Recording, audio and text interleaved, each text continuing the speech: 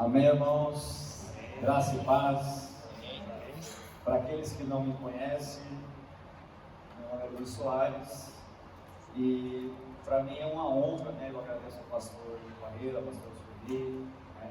Todos os pastores daqui, essa oportunidade. Para mim é sempre uma honra, né? Poder falar da palavra de Deus. E abram as Bíblias, por favor.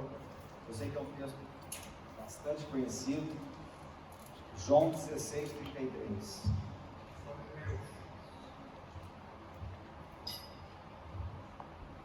Enquanto vocês abrem a palavra aí, eu quero dizer ao pastor de Barreira que eu também, durante mais ou menos uns 10 anos, eu andava 54 quadras de a pé, carregando meus 3 filhos para a igreja. Eu já era diácono, eu não faltava em nenhum culto, e sempre eles comigo lá, levando eles a pé, 54 quadras. Eu contei porque foram muitos dias, né? E o Senhor tem honrado, o Senhor tem feito coisas nas nossas vidas que realmente não teria como ser de outra forma, amém? E Deus, Ele é fiel à palavra dele, amém? Vamos ler aqui. A palavra de Deus diz assim, no versículo 33. Disse-vos estas coisas para que em mim tenhais paz. No mundo tereis aflições, mas tende bom ânimo. Eu venci o mundo. Amém? O tema da minha ministração hoje é como Jesus venceu o mundo. Amém? E, irmãos, talvez pode parecer algo difícil para qualquer um de nós andar nos passos que Jesus andou. Mas sabe, se você observar a palavra, se você prestar atenção na palavra, como o Tiago disse, se você não for apenas um ouvinte, mas você for um praticante da palavra, se você prestar atenção nos detalhes da palavra, você vai aprender a viver como Jesus viveu. Amém? Como ele diz que, olha, no mundo tereis aflições. Como a música que acabou de ser cantada. Olha, na minha alma está tudo bem. Nós temos dificuldade, nós passamos por dificuldades na vida, mas nós não podemos olhar para as dificuldades. Elas vão se levantar todos os dias, amém? E são 3 tópicos que eu separei para falar a respeito disso. Primeiro, como Jesus venceu o mundo. Segundo, como Satanás tenta nos tirar da presença de Deus, tá certo? E como nós podemos viver de forma correta e automaticamente sermos abençoados. Amém? Primeira coisa, o que Jesus fez? Aqui na pregação, no culto de domingo, o Diego ele falou sobre isso, ele citou Filipenses 2, do 5 ao 8, né?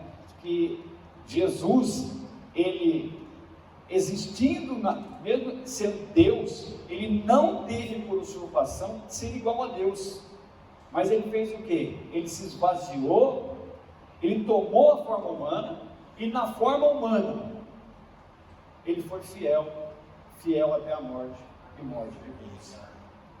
Sabe, às vezes, para nós, a pessoa fala assim, não, mas você está falando de Jesus. Jesus era o Filho de Deus. E aí eu pergunto para vocês são o quê? Filho de Deus. Então não tem desculpa, porque a partir do momento, né, como está em João 1,12, lá diz que a partir do momento que você aceitou Jesus como seu Senhor e seu Salvador, Ele te deu poder para você ser feito Filho de Deus, ou aqueles que confessam o seu nome. Então, a partir desse momento, o poder de Deus está dentro do que você, para você agir da mesma forma que Jesus agiu. Amém? E qual foi a atitude que Jesus tomou? Primeiro, aliás, tem essa matéria no Rema, né? Submissão e autoridade. A primeira coisa que ele fez, ele se submeteu ao Pai. Ele entendeu o propósito do Pai. Ele entendeu o que o Pai estava querendo fazer. Eu amei quando eu vim para cá para aprender as coisas do Rema. Como o pastor falou ali, eu fiquei vários anos, são mais de 30 anos pregando o Evangelho. E eu estava meio que, entre aspas, né? Um pouco cheio de mim mesmo, achando que eu sabia demais. Afinal de contas, fiz 2 faculdades, né? Bacharel em teologia, formado, achando que estava realmente com relação à matéria da teologia. Graças a Deus, Deus me deu um bom conhecimento. Mas na hora que eu comecei a aprender as matérias do Rema, no primeiro dia, na primeira aula que eu vim assistir aqui, na verdade eu não vim por vontade própria, eu vim porque minha esposa estava vindo e eu junto com outra amiga, e eu falei assim, nossa, ela vai, eu vou também. O meu testemunho de vida ele é maravilhoso, mas não é pro caso aqui. Então, eu vim com ela para assistir. Falei, tá bom, ela vai, eu vou também. Chegando aqui, cara, não aguentava me terminar a aula logo, para eu ir lá fazer minha matrícula. Porque eu falei, cara, eu preciso disso daqui. Eu estava, irmãos, para ser honesto para vocês, eu estava morrendo dentro da igreja, cheio de teologia, mas vazio do poder de Deus. Amém? E dentro dessa ministração que eu estou trazendo aqui hoje, Jesus, ele se esvaziou de si mesmo. Imagine isso. Você fala para uma criança, está aqui minha netinha, você fala para uma criança, você fala assim para ela, né? Muitas pessoas não entendem e acham que Jesus nasceu no dia que ele nasceu lá no ventre de Maria. Mas não, Jesus, ele é filho de Deus, ele é Deus, ele sempre existiu. Ele não passou a existir a partir do nascimento da sua mãe, Maria. Não, ele sempre existiu. E a Bíblia fala, né, em João capítulo 1, que ele se fez carne para habitar em nosso meio. Para que ele fez isso? Para exatamente passar pelas mesmas coisas que nós passamos, sofrer as mesmas lutas, as mesmas dificuldades, e para desta forma nos ensinarmos como é que nós podemos vencer o inimigo. Porque a estratégia do inimigo é sempre a mesma. Ele não tem poder. Eu fiz uma pergunta uma vez com uma criança, eu falei assim, o diabo é poderoso? Ele falou, eu falei assim, não é. O diabo não tem poder algum. Por quê? E tem prova na Bíblia sobre isso? Tem. Jesus mesmo fala assim, olha, todo o poder me foi dado no céu, na terra e debaixo da terra. Se por extensão, se você entende que todo o poder foi dado para Jesus, Satanás não tem nenhum. Amém? Porque ele resgatou o poder. Aquele poder que Adão deu para o diabo, ele resgatou. Essa autoridade que ele resgatou. E nós aprendemos isso aqui também no Rema, a matéria autoridade do crente. Então nós temos que entender que Jesus resgatou tudo para nós. E que é necessário que nós passemos a defender isso em nossas vidas. Crer da forma como a palavra de Deus diz. E Jesus então aqui, ele entendeu o propósito de Deus, ele começou a ensinar isso. Mas automaticamente, é claro, o diabo ele não vai desistir de destruir a raça humana. Sabe qual é o maior desejo de Satanás? É a nossa adoração. Ele fala isso para Jesus, ó, se você prostrado me adorares, eu te darei todo este reino aqui. Para começar, ele é mentiroso, né? Porque tudo isso, na verdade, já pertence a nós. É que Adão, infelizmente, passou o direito de propriedade para ele quando pecou, quando traiu cometeu alta traição contra Deus. Mas na verdade tudo isso daqui é do homem. E tem passagem bíblica para isso também? Tem. Salmos fala isso. Salmos diz assim, que os céus são os céus do Senhor e a terra Ele deu aos filhos dos homens. Então a terra é nossa herança. Mas o que acontece? O diabo, como a palavra de Deus diz, no mundo jaz o maligno. Então, se hoje nós passamos por dificuldade, é em razão de muitas vezes, não prestarmos atenção na palavra de Deus, como o pastor disse aqui. Um homem de Deus, uma mulher de Deus, não pode de forma alguma ter medo de chegar aqui e devolver o dízimo. Sabe por quê? Porque é bênção para a nossa vida. Existe uma palavra no hebraico para bênção chamada beraca. Ou seja, quando você recebe a bênção de Deus está lá em Deuteronômio capítulo 6, você pode ver lá depois, quando você recebe a bênção, a beraca de Deus sobre a sua vida, cara, não tem outra coisa para você vai ser abençoado. Satanás não tem poder. Você não pode, você tem que largar a mão de pensar no dinheiro. Dinheiro, dentro da fé, Isaías 55, lê lá. Isaías 55 também fala assim, olha, que comprai pão e vinho, porque lá sempre é citado assim, de graça. E como é que nós compramos? Pela fé. A nossa moeda de troca, foi ensinado isso para nós aqui, é a fé. Você não vai conquistar as coisas olhando para o dinheiro. Como o pastor colocou aqui, o dinheiro é importante, é claro, nós precisamos dele para fazer coisas, mas a sua vida não pode ser pautada nisso. Amém? Porque Deus ele pode fazer algo tão poderoso e tão maravilhoso na sua vida, como tem feito nos últimos dias, na minha vida, na vida do meu filho que está aqui, que você fala assim, cara, só pode ser Deus, não tem jeito. Amém? É outro testemunho também, mas é tão poderoso, Deus é tão maravilhoso, que não tem como você não falar, mano, é Ele agindo. Então Jesus, a primeira coisa, Ele se submete ao Pai, e Ele aceita, Pai, o que é que eu vou ter que fazer? Agora eu estou parafraseando, tá? O que é que eu vou ter que fazer? Filho, infelizmente, sabe, o papai te ama, você é precioso para mim, mas não tem jeito, lá na terra, não tem nenhum lá, que seja justo, é Romanos, né? Vocês conhecem a passagem, não há um justo sequer, que possa morrer por eles. Porque o preço que o diabo está exigindo é o sangue. Por isso os animaizinhos eram mortos, eram feitos holocaustos, a pessoa era aspergido sobre ela com esopo, né? Um raminho que pegava lá, jogava sobre as pessoas, e aquilo ali cobria ele por aquele período. Passado aquele período, a pessoa tinha que matar outro animalzinho, e novamente o sangue era aspergido sobre as pessoas, mas não perdoava o pecado. Aí então ele fala, filho, você tem que ir lá, não vai ter jeito. Só que olha que interessante, né? Na minha, eu ia mostrar para o pastor, aí você não mostra não. No meu esboço aqui, e eu até mudei o nome da pregação aqui, mas era outro, estava aqui, o cordeiro já estava lá. Mas, olha, eu quero que vocês entendam,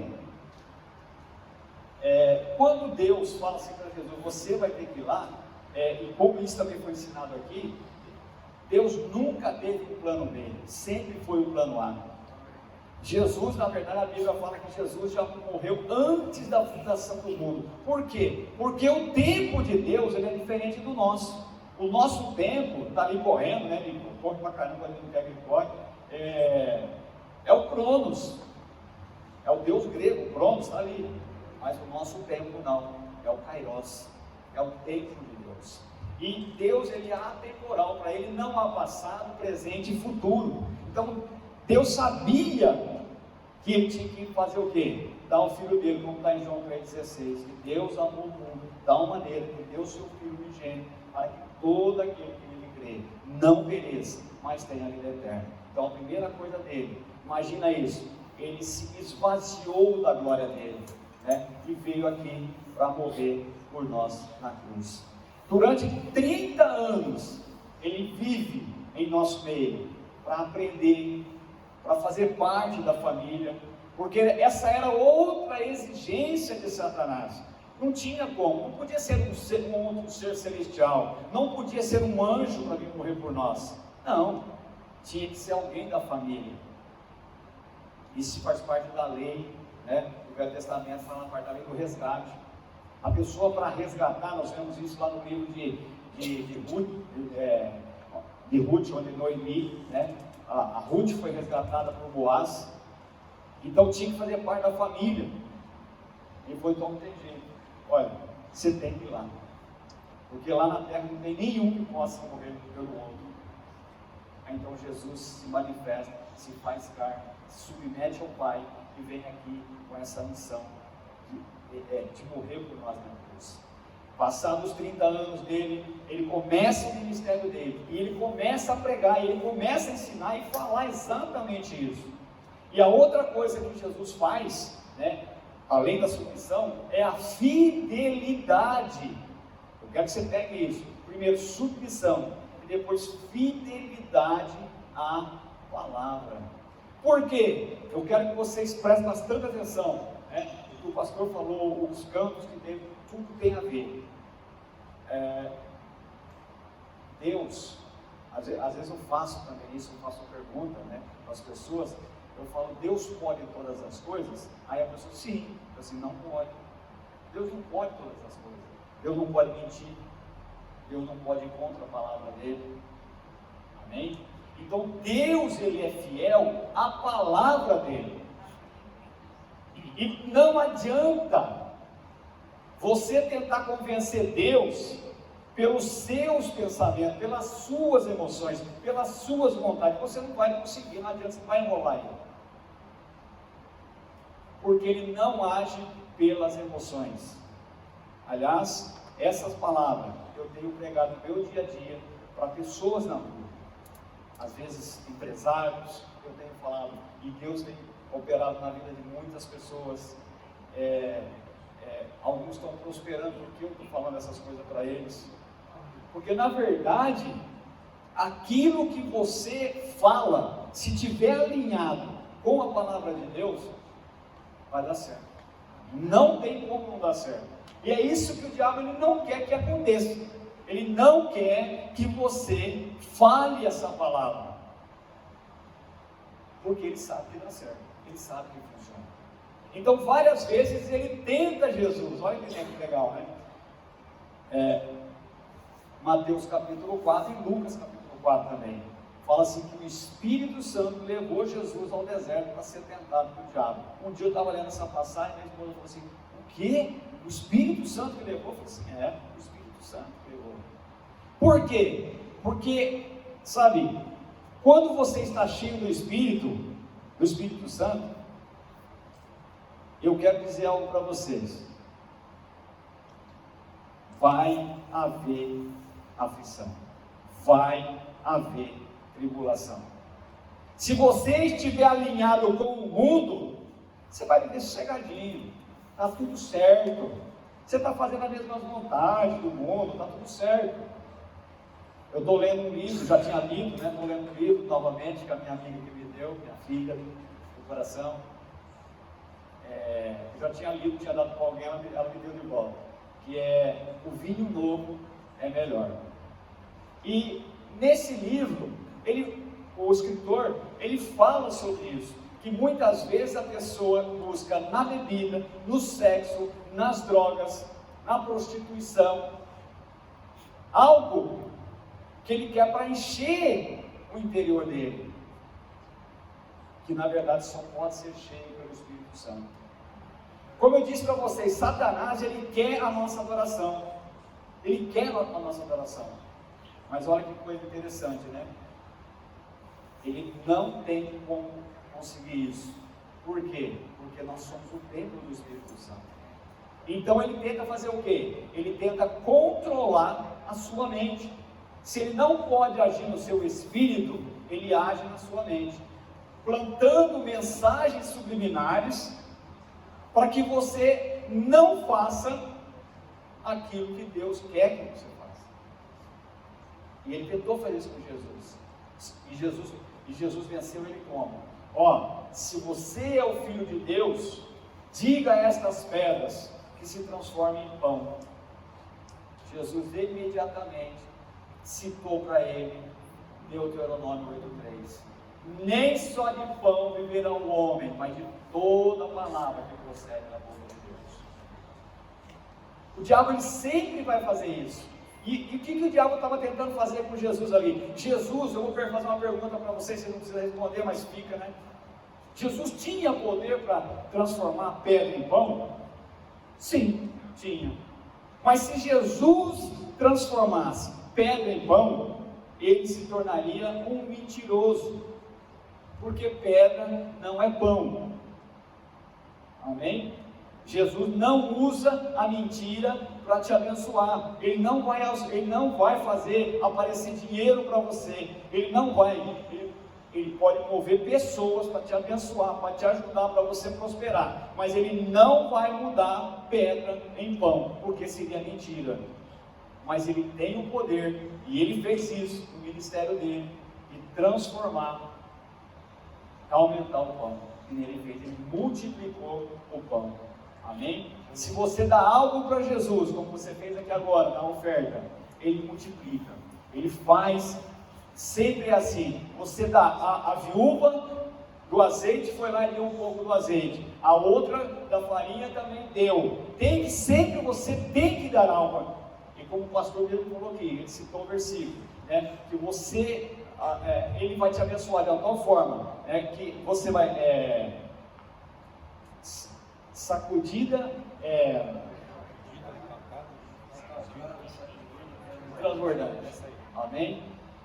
Ou seja, a bênção de Deus, ela virá sobre você a partir do momento em que você tomar uma posição em relação à palavra. É só isso que você tem que fazer. E isso começou a irritar os religiosos. Como o diabo não conseguia fazer com que Jesus voltasse atrás no propósito que Deus tinha para ele, ele começou a usar os religiosos para tentar derrotar ele naquilo que ele estava pegando. Então você vê ali, ele tem o diabo tentando fazer com que ele desistisse, tentando massagear o ego dele, tentando fazer com, não, se não é filho de Deus, faz isso, que é isso, não sei o que, né? Tentando, mas como não consegue, ele começa a usar pessoas para destruir a sua fé. E não é diferente na nossa vida. Quando você às vezes está tentando caminhar, fazer certinho, sempre às vezes vai aparecer alguém ali, tentando tirar você da presença de Deus. Essa é a estratégia do diabo. Amém? E muitas vezes, né, as pessoas queriam elogiar ele, mas Jesus não aceitava elogios. Chegaram para ele um dia e disseram: o Senhor é bom. Ele falou assim: não, você está enganado. Bom é meu Pai que está no céu. Uma coisa interessante, enquanto estava meditando essa palavra, é o seguinte: às vezes a pessoa, às vezes dentro do casamento, no relacionamento, ou com amigos, né, ou no trabalho, aí você é atacado, porque o diabo vai fazer isso para te tirar da presença de Deus, aí você quer brigar. Eu quero dizer para você o seguinte, eu falei isso para minha filha, na verdade o texto está aqui escrito, ela teve uma briguinha lá com o esposo lá, e ele postou uma frase no grupo nosso do WhatsApp, que eu não gostei nem um pouco, citou uma palavra ruim, falou assim: é o inferno, não sei o quê. Quando ele faz isso, eu caí, eu estava trabalhando, eu caí de joelho assim, sabe, sentei e comecei a orar, e falar com Deus. E aí escrevi uma mensagem para ela que Deus foi colocando no meu coração. Sabe, Satanás, ele não está brincando, ele quer derrotar as famílias, ele quer que as famílias sejam destruídas. E eu falo para Deus todas as horas: Senhor, eu não quero e não vou perder o diabo. Por quê? Porque eu medito nessa palavra, eu fico todas as horas, todo minuto. Às vezes, para eles eu sou até chato, Por quê? Porque eu procuro olhar o que o inimigo está tentando fazer para destruir a minha família, para destruir a nossa igreja, para destruir a nossa amizade como amigos. Ele sempre vai fazer isso. E como que funciona? Ele faz algo para que você fique bravo. Mas aí eu escrevi uma frase para ela da seguinte forma: eu falo assim, olha, lutar pelos seus interesses, lutar pelas suas ideias, pelos seus ideais, por aquilo que você quer, você tem que lutar. A Bíblia fala que o reino de Deus ele é conquistado por luta.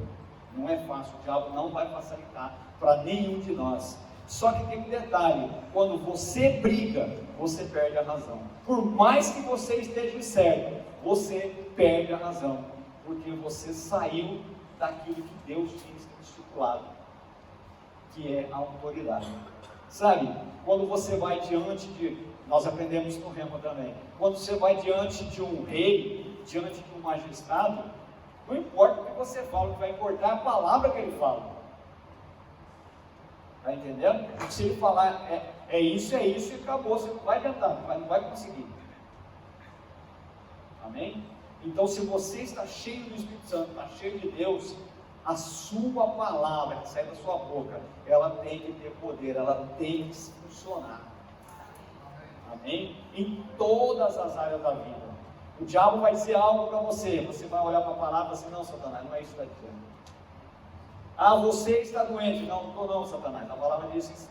Aí você cita um monte de texto para ele, que eu decorei todos. Ah, você não vai mais jogar bola, eu gosto muito de jogar bola. Minha esposa falou assim, não vai jogar bola de novo.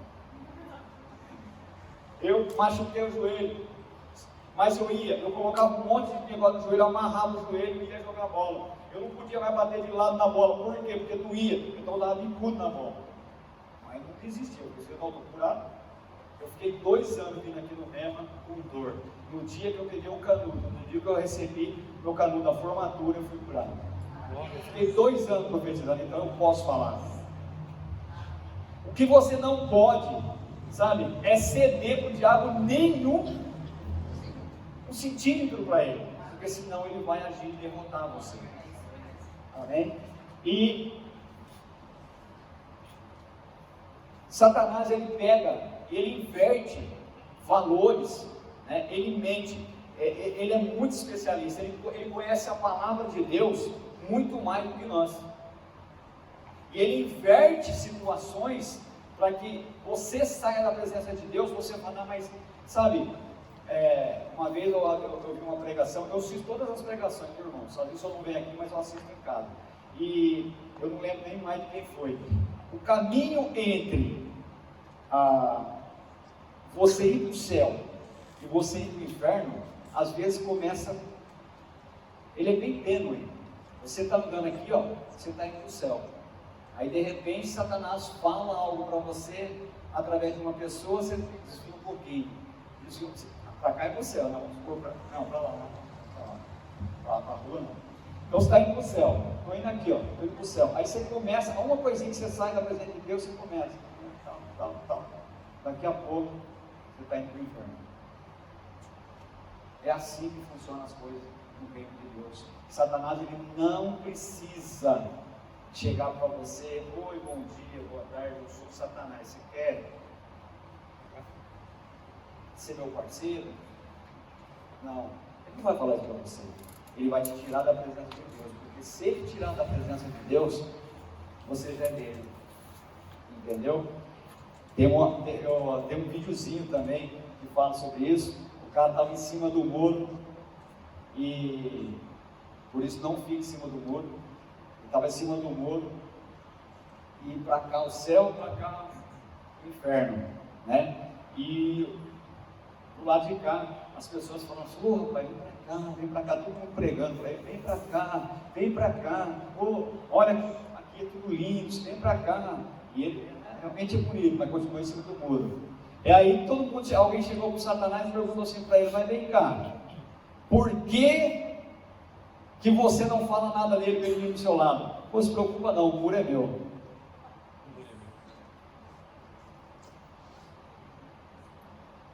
Gente, as coisas de Deus é sério. E se você, hoje, você decidir, sabe, Satanás, lembre-se, ele não tem poder nenhum. Da mesma forma que Jesus venceu, você vai vencer. Não é que você pode, não, você vai. Porque só tem que se firmar na presença de Deus. Não há segredo, não há, sabe, não. Todos nós somos falhos, todos nós temos, sabe, os nossos momentos, às vezes, de desânimo, de tristeza. Está tudo certo, está tudo bem. É por isso que nós somos salvos pela graça. Amém? Mas o que você tem que entender é que quando você estiver numa situação dessa, você estiver triste, angustiado, você tem que fazer o quê? Dobre o seu joelho e volte para a palavra. Acabou. Você fez isso, está tudo certo de novo. O que você não pode é deixar de olhar para a palavra de Deus. Porque quando você se firma na palavra de Deus, foi dessa forma que Jesus venceu o diabo. Amém? Ele é enganador. Ele vai, como ele fez com Adão e Eva no paraíso, ele tentou fazer com Jesus lá no deserto, né? Olha que interessante, Adão pecou no paraíso, não tinha pecado, ele pecou no paraíso. Jesus não pecou no deserto, num ambiente totalmente, sabe, o contexto daquela época totalmente diferente, de perseguição política, né? Roma impondo impostos altíssimos, tudo aqui naquele momento, mas ele foi fiel. Tentaram pegar ele de todas as formas, mas ele foi fiel. Quando chega para ele, fala assim, não, agora nós pegamos ele, né? Mostra lá a moeda para ele. De que é lícito pagar tributo a César? Ele sabia que era uma pegadinha. O Espírito Santo falou para ele que era uma pegadinha.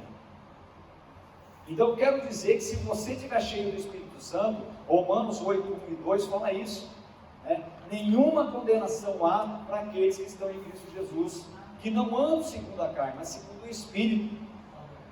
E a lei do Espírito de vida te livrou da lei do pecado e da morte, versículo 2. Então você tem que entender isso. Você já é salvo.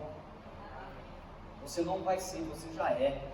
E você precisa pegar isso na sua vida, e você precisa usar essa autoridade e dizer assim, Satanás, na minha vida não, na minha vida você não tem poder.